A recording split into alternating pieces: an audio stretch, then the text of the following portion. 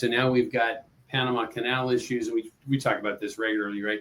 Panama Canal issues, we've got Suez Canal issues, we've got geopolitical tensions, and so forth. We've talked about this on an ongoing basis here, and I think it's important that we bring this to light and continue to try and get people thinking about this just from the standpoint of the impact that it can have on the business.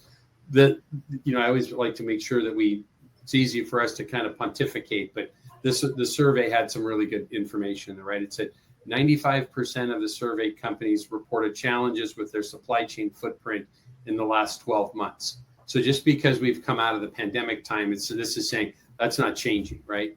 Because, we talk about this regularly, right? Port strikes, Suez Canal, as we just said, Panama Canal, and so forth.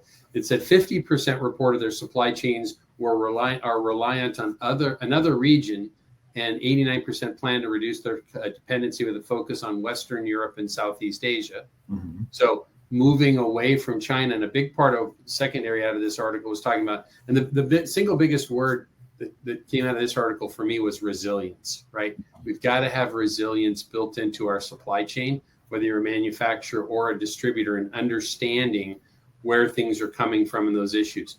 They talked so much about people moving away from China, and it's not leaving China, it's shifting, because there's a great amount of US based manufacturers that are manufacturing in China, that are manufacturing China for the Chinese market, right? That's not leaving. But when we start looking at how are we supplying Europe and how are we supplying the Americas,